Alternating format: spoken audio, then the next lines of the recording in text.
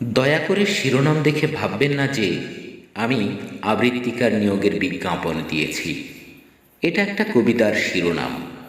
তবে হ্যাঁ, সত্যিকার অর্থেই আমার একজন আবৃত্তিকার চাই। পুরো দস্তুর পেশাদার আবৃত্তি শিল্পী না হলেও আমার চলবে। প্রথমেই বলে রাখি, আবৃত্তিকার বলতে আপনারা নারী পুরুষ উভয়ই বুঝে নিতে পারেন, কিন্তু না, প্রার্থীকে আবশ্যিকভাবে হতে হবে নারী। তাই বলে এমনটা ভাবার কারণ নেই যে এতে আমার অসৎ উদ্দেশ্য রয়েছে।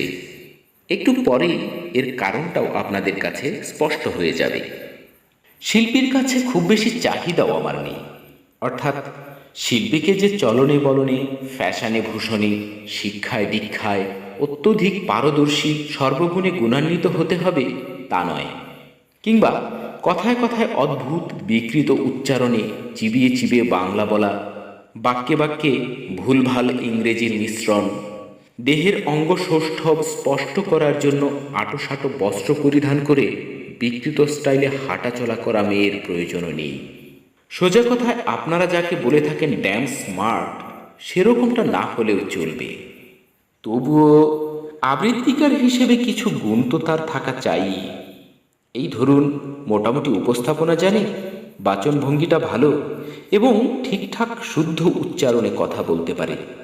হ্যাঁ, সবশেষ এবং সবচেয়ে গুরুত্বপূর্ণ শর্ত, তাকে হতে হবে সুদর্শন, আপনাদের ভাষায় গ্ল্যামারাস। শর্তটা আবশ্যিক, প্রার্থীকে পূরণ করতেই হবে, কারণ আজকাল মানুষ গ্ল্যামার ছাড়া কিচ্ছু বোঝে না। বিশ্বাস করুন, গ্ল্যামার ছাড়া মানুষ কিচ্ছু খায় না, কিছু পরে না, কিছু দেখেও না। উদাহরণ দেব? আচ্ছা, দিচ্ছি তাহলে। এই ধরুন, মোটা চাল মেশিনে কেটে চিকন আকৃতি দিচ্ছি, তার ওপর বসাচ্ছি মোমের প্রলেপ, কারণ আমাদের গ্ল্যামার চাই। সবজি কিংবা ফলের বাজারে যান, আমাদের সব কিছু টাটকা চাই, চকচকে চাই তো। ফলমূল শাকসবজির সতেজতা ও চাকচিক্য ধরে রাখতে আমরা সেসবে মেশাচ্ছি ফরমালিন আর প্রিজারভেটিভস। বিশ্বাস না হলে সবজি কিংবা ফলমূল বাজার থেকে আনুন, পরীক্ষামূলকভাবে ঘরে রেখে দিন সেসব। দেখবেন ঘরে থাকতে থাকতে ওসব শুকিয়ে যাবে, তবুও তার সতেজতা হারাবে না, অর্থাৎ গ্ল্যামার থাকবেই, কারণ আমাদের গ্ল্যামার ছাড়া চলে না। তাতেও কিন্তু আমরা থেমে নেই। সব ধরনের খাদ্যে ভেজাল তো আছেই। মুড়িকে ধবধবে সাদা করতে, অর্থাৎ তার গায়ে গ্ল্যামার লাগাতে ব্যবহার করছি ক্ষতিকর ইউরিয়া। গরুর দুধ ঘন করতে গোখাদ্য হিসেবে ব্যবহার করছি ক্ষতিকর মেলামিন। আর কত বলবো।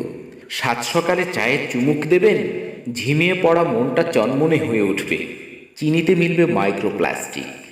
সমালোচকেরা যাই বলুক, আমি কিন্তু ব্যাপারটাকে ইতিবাচকভাবেই দেখছি। চিনিতে গ্লুকোজ নেই, ডায়াবেটিক নিয়ন্ত্রণে নিশ্চয়ই সহায়ক হবে।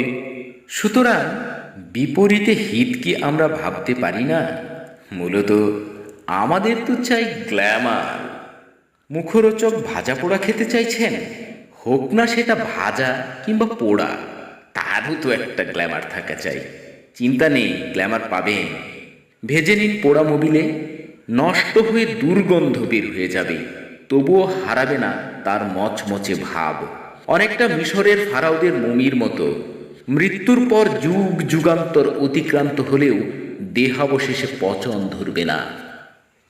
শখ করে আপনার আদরের সন্তানের জন্য একটা টসটসে রসালো তরমুজ এনেছেন তো, আপনার সন্তান মহা খুশি, তাই না? এই যে তরতাজা মনোহর রংটা দেখছেন, ওটা কিন্তু তরমুজের গ্ল্যামারটাকে কয়েক গুণ বাড়িয়ে দিয়েছে। আহ হা হা, সন্তানের হাসি মুখ দেখে কি অনাবিল প্রশান্তি মনে, তাই না? না, আপনার আনন্দিত হবার কোনো কারণ নেই। আসলে ওটা ওর ভেতরের প্রকৃত রূপ নয়, কৃত্রিম রঙের গ্ল্যামার মাত্র। মাছের দাম আকাশ ছোঁয়া, তার উপর অনেকটাই দুষ্প্রাপ্য। তাই এখন ভাতের ডিমে বাঙালি আমরা, সেটাও আবার হাঁস মুরগির প্রাকৃতিক ডিম নয়, কলে বানানো প্লাস্টিকের নকল ডিম। গ্ল্যামার না পেয়ে যাবেন কোথায়? চিংড়িতে ভরে দেব জেলি। সহজ করে বলতে গেলে কোনো কিছুতেই আমাদের গ্ল্যামার ছাড়া চলে না। গ্ল্যামার আমাদের চাই চাই। বিশেষ করে নেটিজেনরা গ্ল্যামার ছাড়া কিছু দেখে না, কিচ্ছু বোঝে না, কিছু খায় না এবং কিছু পড়েও না। একটা বিষয় ছোট করে বলে রাখা ভালো, ছাত্র জীবন থেকে স্বপ্ন ছিল হয়তো পেশাদার অভিনয় শিল্পী, সঙ্গীত শিল্পী কিংবা আবৃত্তি শিল্পী হব, অথবা সৃজনশীল সাহিত্যিক। সুতরাং কাজগুলোতে সিদ্ধহস্ত না হলেও ভালো দখল যে রয়েছে তা নির্দ্বিধায় বলতে পারি। আপনি আমি যত ভালো অভিনয়, গান বা আবৃত্তি করি না কেন, যত ভালো সাহিত্যই রচনা করি না কেন, আমি হলফ করে বলতে পারি কন্টেন্ট যতই ভালো হোক, গ্ল্যামার ছাড়াও সব কোনোভাবেই চলবে না, চলবে না। বিশ্বাস না হলে ইন্টারনেটে খানিকটা ঘাঁটাঘাঁটি করে দেখুন।